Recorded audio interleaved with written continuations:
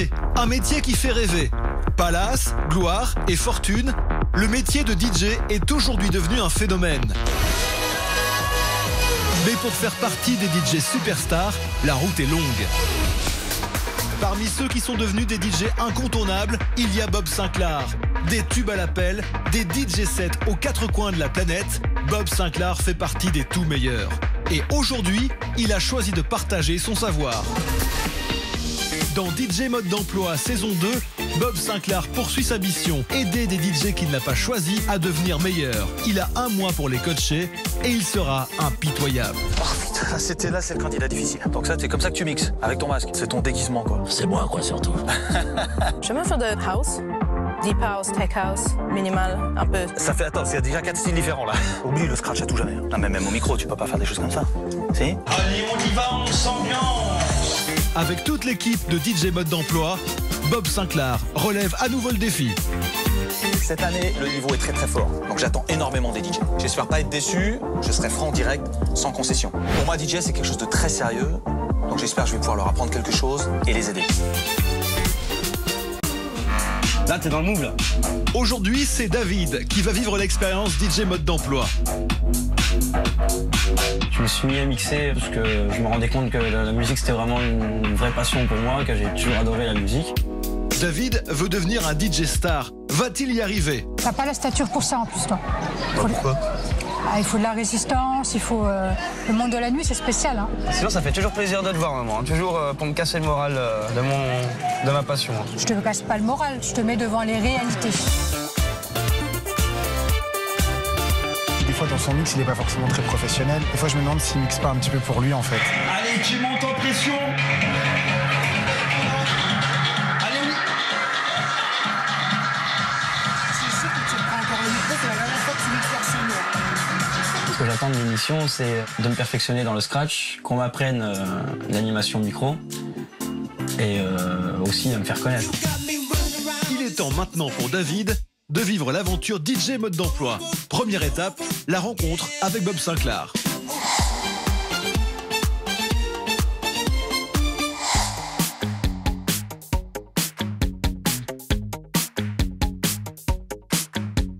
Je m'appelle David, je viens de Nancy, j'ai 26 ans. Je suis vraiment super content de rencontrer Bob Sinclar. J'attends beaucoup de ce rendez-vous, j'espère qu'il va m'aider dans mon projet professionnel. Par contre là je suis un peu en flip, ça se voit pas vraiment, mais là j'ai les jambes qui flageolent un peu. Voilà, je suis un peu stressé. Ah, je suis stressé là, je suis vraiment stressé. Je t'ai entendu. Comment vas-tu? Ça va? Ça va, David? Installe-toi. Là, t'es prêt, tu viens d'où comme ça avec ton truc? Moi je viens de Nancy, je suis venu à Nancy. T'es venu de Nancy avec? Tu croyais que t'avais un booking là aujourd'hui ou...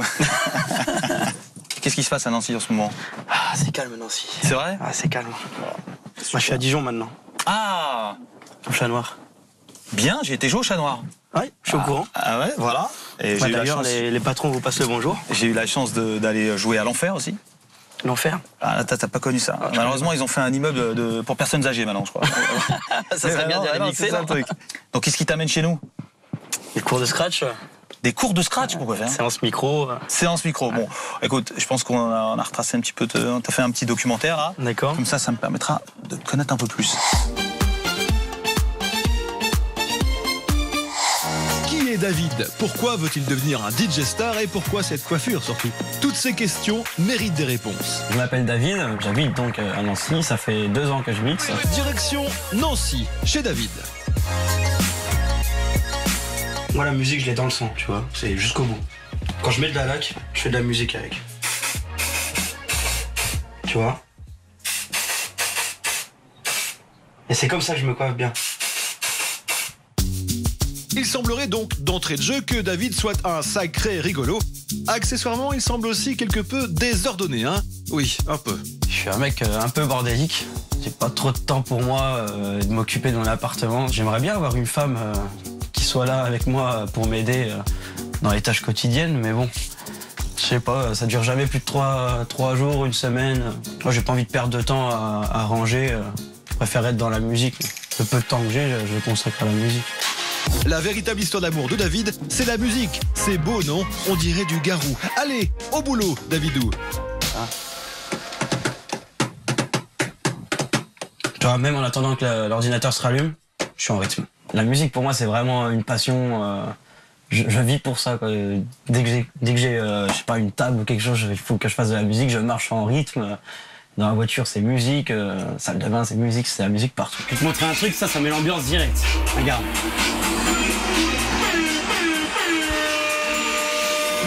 Tu vois? Là t'es dans le move là.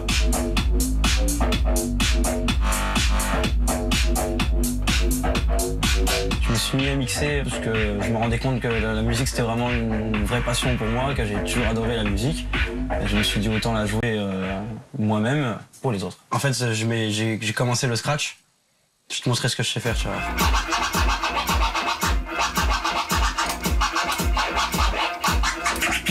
David scratch aussi bien qu'il nettoie son appartement. Dire qu'il y a du boulot est un doux euphémisme. Oui, David, j'ai placé le mot euphémisme dans ton émission. Ça fait 2 mois que je me suis mis à l'exercice du scratch. Et bon, je pense pas être au top du top, mais il me faudrait pas mal de cours quand même. David nous invite à le suivre dans sa bonne ville de Nancy, où il est une véritable star. Non, je plaisante, personne ne le connaît pour le moment. Pour les autographes, c'est après, hein? On se voit après. Tu m'as reconnu? Ouais, c'est moi.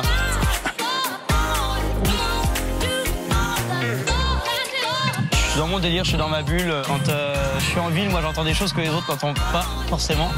Et pour moi, c'est des sources d'inspiration. David vit, pense, respire musique. On se demande un peu s'il n'en rajoute pas des caisses, David. Mais comme il a l'air heureux, nous, on dit rien. Allô, David. Là, je suis rentré en harmonie avec le décor. Là, j'étais vraiment dans mon truc. Je fais ça pour ma créativité. Moi, tout ce que j'entends, je le retranscris dans ma tête. J'essaye de le refaire en production, enfin quand je saurai en faire. David a rendez-vous avec la personne sans qui il n'y aurait pas ce nouvel épisode de DJ Mode d'emploi, sa maman. Merci madame, merci. On reste un peu assis au soleil là. C'est bien là. Ouais, il fait beau. Alors? Bah ça va. Qu'est-ce que tu fais aujourd'hui? Bah, je travaille à la musique. T'as travaillé que la musique? Ouais. Ouais, mais c'est pas ça qui va te faire vivre aujourd'hui. À bientôt. Hein? Bientôt.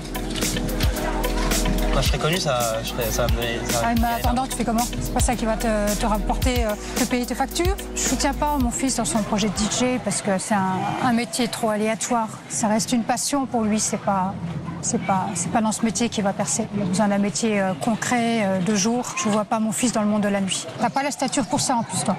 Pourquoi? Il faut de la résistance, il faut... Le monde de la nuit, c'est spécial. Hein. C'est un peu un milieu un peu extraverti. Moi, j'associe la nuit avec l'alcool, c'est mon point de vue. Hein. Avec l'alcool, avec l'exubérance, avec voilà, tous ces adjectifs que j'aime pas. Sinon, ça fait toujours plaisir de te voir, maman. Toujours pour me casser le moral de ma passion. Je te casse pas le moral, je te mets devant les réalités. Ouais. C'est tout, la réalité de la vie, c'est tout. Je pourrais me soutenir un peu. Quand même. Bah, je t'ai déjà dit, je t'ai déjà vu en soirée, je sais ce que tu vaux en soirée. Ah. Je sais que t'as la pêche et tout, mais pas pour y vivre, t'as pas assez de... On verra, tu verras bien. Je me sens pas soutenu par ma mère en fait. Donc je suis un peu seul dans cette passion et dans ce rêve que je veux vivre. Mais je vais quand même aller jusqu'au bout. Je vais lui prouver qu'elle a tort et que j'ai raison. Bisous, maman. Bisous, moi, Dadane. On s'appelle, hein? Ouais. Allez. Ciao. La nuit venue, David mixe dans un club. Alors comment se comporte-t-il derrière les platines? Je mixe particulièrement du généraliste en fait pour faire danser les gens. Mais sinon je suis plus branché hip-hop ou électro house minimum.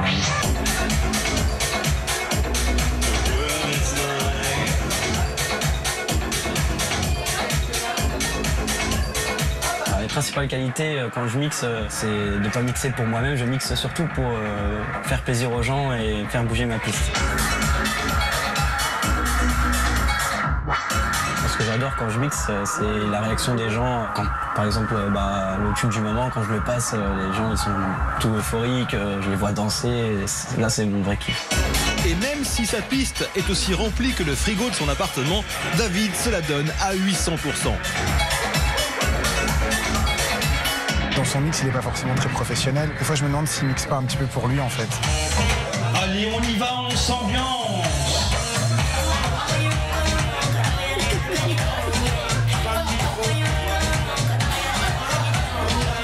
prise de micro, il est clairement interdit de micro parce qu'il sait pas s'en servir. Il sait juste pas s'en servir, c'est un petit peu la foire à neuneux et voilà, quand même si c'est un petit bar, on n'est pas Ibiza, mais voilà. Allez, c'est samedi soir, on en profite. Quand tu prends le micro, les personnes elles sont vraiment plus en train de rigoler qu'autre chose. Allez, tout le monde, les mains, les mains, les mains.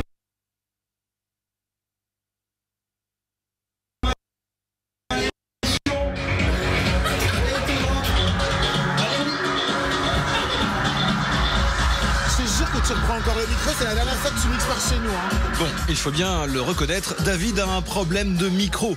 Mais nous, à DJ Mode d'Emploi, on va pas laisser tomber David. Ce que j'attends de l'émission, c'est de me perfectionner dans le scratch, qu'on m'apprenne l'animation micro et aussi de me faire connaître. Alors, Bob Sinclair, on fait quoi?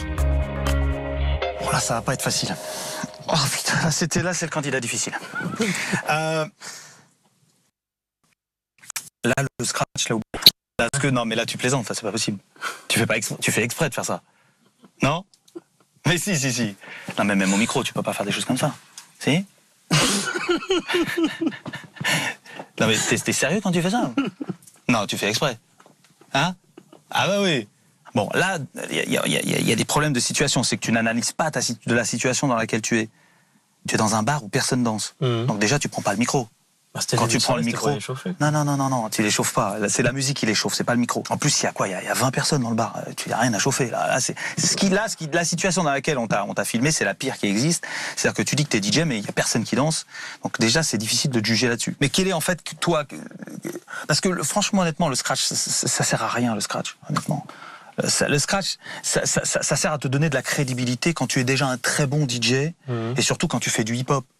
Donc, il suffit que tu apprennes les 2-3 phases qui te permettent d'enchaîner les 3 10 hip-hop que tu vas jouer dans ta sélection, et puis dans une autre sélection, enfin, tu vois, quand tu vas varier.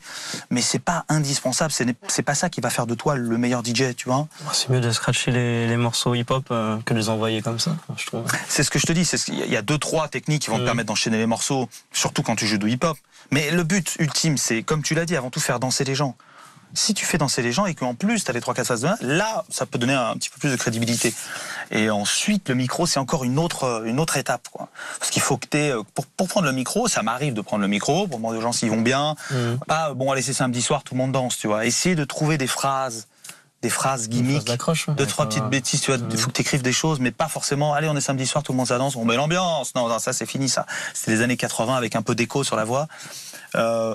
Tout ça s'apprend, je pense. Enfin, peut-être une petite école de DJ, ou si tu veux vraiment... Non, après, je sais mixer. Hein, aller à l'animation. Bah, en tout cas, là, je l'ai pas vu. Alors pour toi, là, maintenant, la prochaine étape, c'est quoi? D'apprendre à scratcher correctement. Et, encore une fois, je te l'ai dit. Hein. Cool, je suis content que tu veuilles apprendre quelque chose, mais ça n'est pas la priorité. D'accord? Et je te le dis, c'est pas ça. C'est pas la priorité pour moi, le scratch. Ça va être une petite étape, on peut te faire rencontrer des gens qui pourront t'apprendre les 2-3-4 phases pour scratcher. Bon, aussi une prise de micro sûrement. Oui, voilà, oui aussi. Hein. Bon, écoute, on va essayer de te faire rencontrer des gens que ça. Bon, moi, il n'y a pas grand-chose à améliorer, mais j'espère qu'on va pouvoir te faire découvrir tout ça. D'accord. Alors attention, parce que là, ce qui arrive pour toi... Non mais ne souris pas. Ce qui arrive pour toi là, c'est quand même une sélection, c'est quand même un mix à Paris, où je serai là, où il y aura du monde. Donc voilà, donc tout ce que tu as appris, il va falloir me le montrer là. D'accord, t'es prêt? T'es prêt à donner 100% de toi? Je le serai, après je suis toujours à fond. Hein. Je vois. Bon, David, c'est le cas spécial. Ce qui est un peu curieux, c'est que je n'arrive pas trop à le cerner. Je sais pas s'il fait semblant ou s'il fait exprès. J'ai l'impression que dans le reportage, il fait exprès d'emmerder le patron de son bar. Quand il prend le micro, il est à côté. Quand il scratch, il est à côté. Bon, en même temps, on l'a fait mixer dans un bar où il n'y a personne, donc c'est pas facile de juger de ses capacités. C'est un peu le branleur de l'émission, je suis désolé de te le dire, David. Il a 1 mois pour se perfectionner, 1 mois pour essayer d'apprendre le scratch, parler au micro. Je suis sûr qu'au mix, il est bon et qu'il veut nous faire une surprise. Ça se passe dans 1 mois et ce sera à Paris et je vais pas le rater.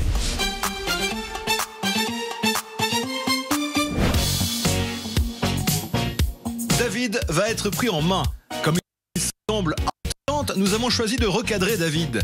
Premier coaching, rendez-vous avec un journaliste musical, également comportementaliste, François-Olivier Nolorgue. Tiens, salut David. Bienvenue. Pour François-Olivier, la musique, c'est pas de la rigolade et David va vite s'en apercevoir. Donc, t'es DJ? C'est ça. Tu viens d'où? Nancy. D'accord. Je travaille sur Dijon. Et tu travailles sur Dijon. C'est vrai, c'est très glamour, ça. Qu'est-ce que t'as décidé de faire de ta vie, en fait? C'est quoi ton objectif? Bah, de vivre de ma passion. Et t'en vis pas pour l'instant? Si. Si, quand même? Ouais, ça va. Ça te fait en moyenne combien, à peu près? Ouais, entre 1500 et 2000. Ah ouais, quand même. C'est nul. C'est nul, c'est zéro. C'est-à-dire qu'il va falloir que tu mettes en place dans ta tête, dans ton cerveau, une mécanique qui va viser justement à propulser ta carrière, parce que je vais te rappeler quelque chose que tu ne sais peut-être pas encore parce que tu es un peu jeune, mais tu vas mourir. Donc tu vas tout laisser derrière. Donc ta vie, c'est maintenant. Tu dois être une star tout de suite. Tu comprends? Tu dois être une star. Si t'es rien, comme ça, Dijon, c'est de la merde. Il est un peu content de lui, c'est un peu embêtant parce que bon, tu sens que la marge de progression est minime, quoi. C'est-à-dire que t'as l'impression qu'il est un peu arrivé au summum de sa carrière. Dijon, Nancy, Montfermeil.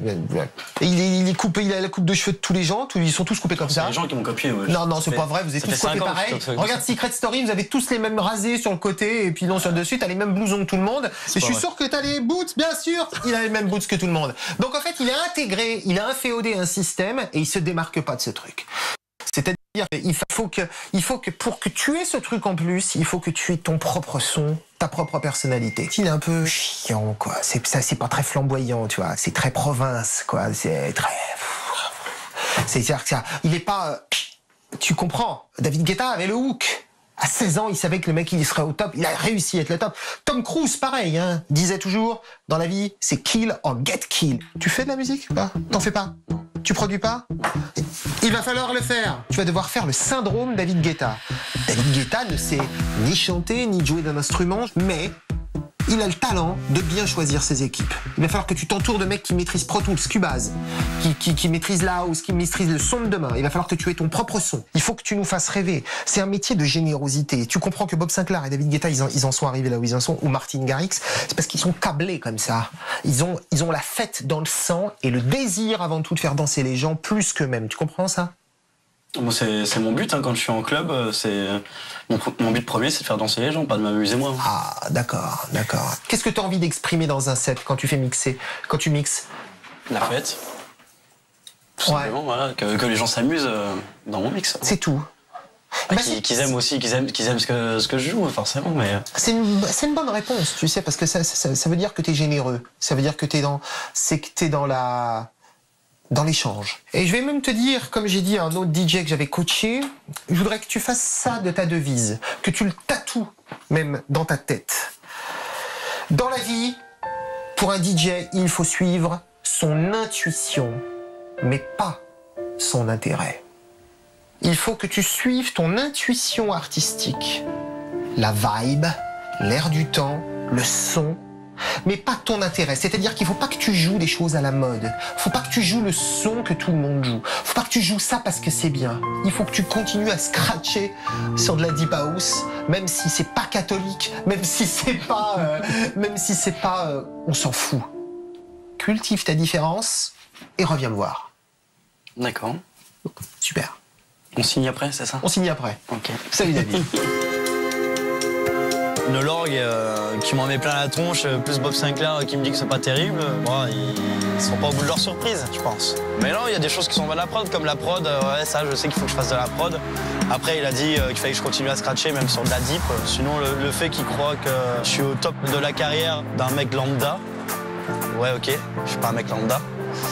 Enfin bref, voilà, il y a des choses que j'ai pas forcément retenues, quoi. Je vais aller manger puis je vais oublier.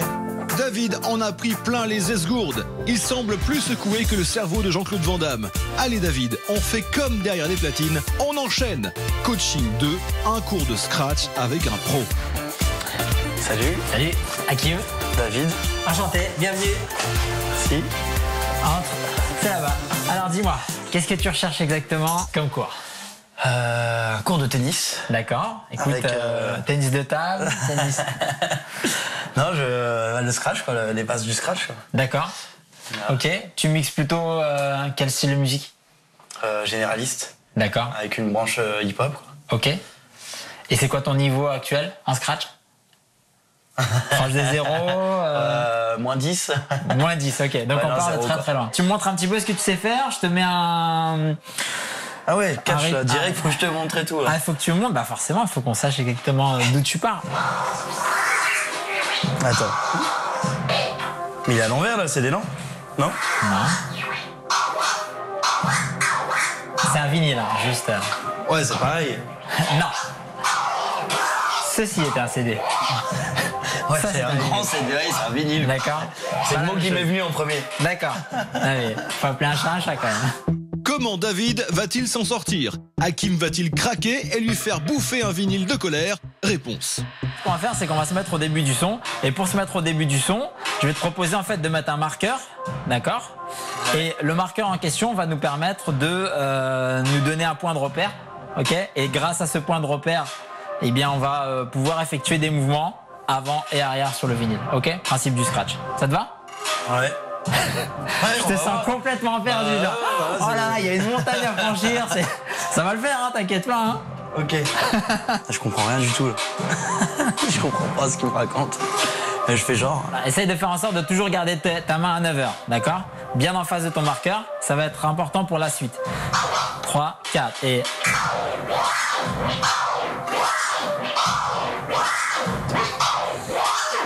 C'est pas facile. À mon avis, ça va être long et compliqué. Hein. C'est pas demain que je vais réussir. Hein. Ça fait pas comme toi. J'arrive pas. Le scratch, en fait, c'est une succession. Il faut comprendre déjà la technique, comprendre ce que l'on fait. Et ensuite, l'idéal, c'est de travailler encore et encore jusqu'à que sa phase elle soit la plus propre et la plus parfaite possible. Ce qui est compliqué déjà, c'est de le faire avec la main gauche, j'arrive pas. Et puis de faire ça là. Tout vite, j'arrive pas. Ce que je te propose, c'est que tu essaies de l'autre main, puisque tu te sens pas à l'aise, pour que tu puisses avoir déjà des premières sensations et que tu puisses nous dire, voilà, soit je confirme effectivement que la main gauche, c'est à travailler, soit que. C'est possible que. Tout est possible. Hein? Je pense que de ce côté-là, je vais y arriver plus facilement. Enfin, je sais pas, pour moi, je suis droitier, donc. Enfin, je sais pas. Ça va bien.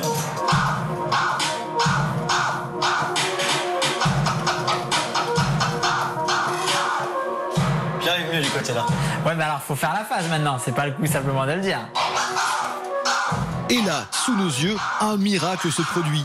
David enchaîne les scratchs comme Messi les buts. David est l'élu. Hakim n'en revient pas et nous non plus. Tu te débrouilles quand même bien, ouais. T'entends ce qui se passe, tu sais quand t'es dedans et quand tu l'es pas. C'est plutôt pas mal ce que tu fais. C'est vraiment bien même. Ouais, c'est mieux. 3, 4. Je trouve que la musique elle est trop lente. Tu préfères un morceau plus rapide? Bah ouais. Allez, on va essayer de te mettre une boucle plus rapide.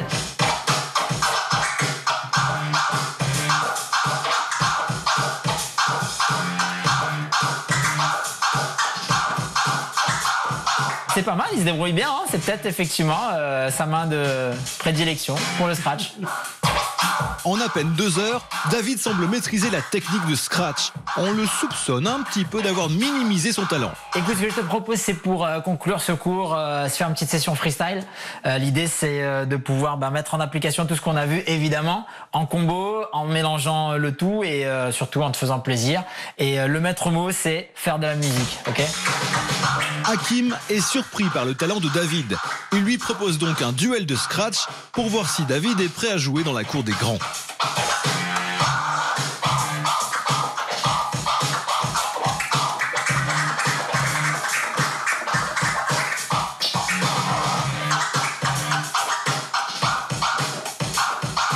Pour quelqu'un qui a jamais scratché, arriver à ce niveau-là en sortant du cours, vraiment bravo. C'est assez surprenant et du coup, je l'encourage vraiment à continuer dans cette voie-là. Bravo à toi en tout cas. Merci. Ciao, au plaisir. Allez, écoute, bonne continuation et reviens nous montrer tes progrès. Ok. Allez, à très bientôt. Merci. Ce coaching était sympa. Je me suis fait un petit préjugé, genre, je vais me faire chier, ça va être pourri. Mais au final, personne très sympathique. Il m'a fait le bon compliment à la fin. Comme quoi, c'était bien. J'avais vite compris les choses. Que je mixais, que je scratchais de la main droite et ça l'avait perturbé. Enfin, il me disait que c'était rare, apparemment. Maintenant, je suis prêt pour montrer ce que j'ai dans le corps et dans les tripes à Bob Sinclair. Dans quelques jours, là, au VIP Room. Je vais lui montrer de quoi je suis capable. Après un mois de coaching, c'est le grand soir pour David. Lors de sa première rencontre avec Bob Sinclair, le DJ star semblait inquiet. Ce soir, David va devoir assurer et rassurer Bob Sinclair. Ce soir, je suis chaud. C'est ma première fois au VIP Room à Paris. Je compte bien impressionner Bob Sinclair et lui montrer que la présentation qu'on a faite de moi sur la vidéo, c'était du blabla. Et concrétiser les choses. Ce soir, je donne tout, je donne vraiment tout. Il faut que je foute le feu, mais là, voilà, je vais épater Bob Sinclair, je vais épater le public, je vais essayer de les faire danser un maximum. On va mettre l'ambiance, on va foutre le feu.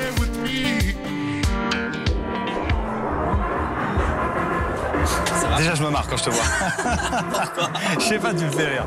D'accord. Attention, on n'est pas là pour rigoler. Hein. Bon, comment ça s'est passé ton mois là? Qu'est-ce que tu as appris? Écoutez, faut que je vous dise quelque chose. En fait, c'est un personnage que j'ai monté. En vrai, je sais mixer, je sais scratcher. D'accord. Je sais animer au micro. Mais cette émission, je voulais vraiment la faire à tout prix. Et je voulais vous rencontrer parce que... Bob Sinclair, voilà, vous avez un nom, vous avez réussi à monter tout un business. Donc en fait, grosso modo, ce que j'ai vu sur toi, c'est pas vrai? Non. D'accord. J'avais pressenti quand même une espèce de supercherie quelque part. Mais bon, maintenant ce soir, là, on est au VIP Room. Donc maintenant, t'as repris un cran parce que dans ta tête, maintenant, tu penses que t'es nettement meilleur que ça. Tu penses que tu mérites largement d'être ici et de mixer. Donc t'as fait ta petite playlist, tout ça. Donc là, grosso modo, tu vas m'impressionner ce soir. Je sais pas, mais je vais essayer. Bon, t'es venu pour ça en tout cas. Voilà. Bon. Allez, tiens, tu vas me montrer ça.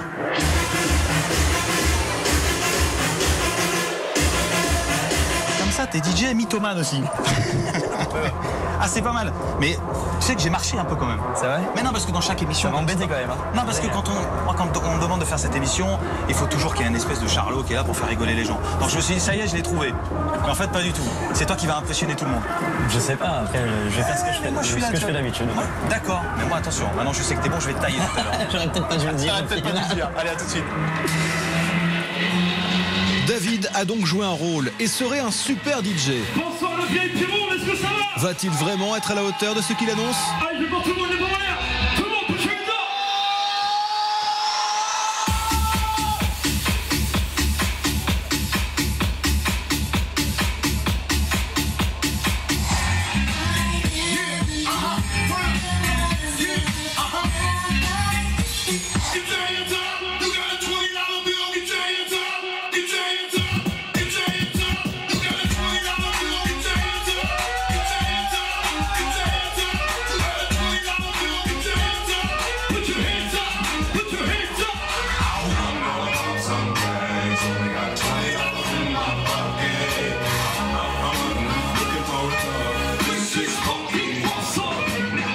Le voilà, le phénomène, le mythomane, le menteur. Je pense pas que j'aurais été sélectionné si j'aurais dit que je savais mixer. Pourquoi?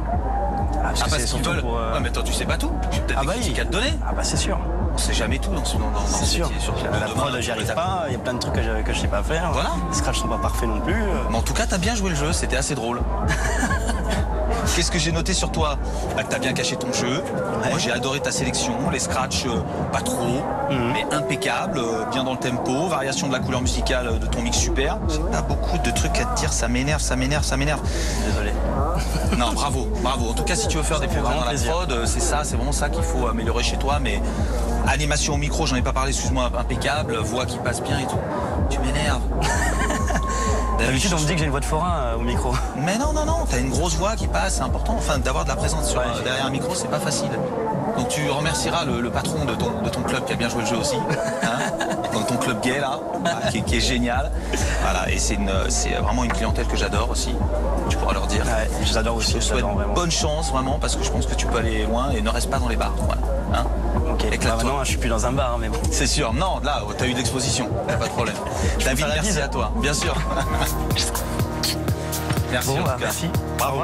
En venant dans l'émission, j'ai joué un rôle parce que je pensais ne pas pouvoir être pris en tant que DJ pour cette expérience. Ce soir, j'ai vraiment démontré mes talents à Bob Sinclair qui m'a vraiment félicité. Ça fait vraiment plaisir d'entendre ces mots-là de par un homme pareil. Ce qui m'a fait le plus plaisir dans les commentaires de Bob Sinclair, c'est vraiment qu'il m'a dit putain, j'ai rien à dire, ça me fait chier, j'ai rien à dire. Le micro top, la présence top, la playlist vraiment top. Je repars chez moi avec une plus grosse confiance. Je suis vraiment, vraiment content.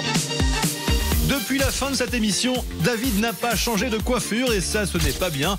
Et il continue de mettre le feu au club de Dijon. Et ça, c'est bien.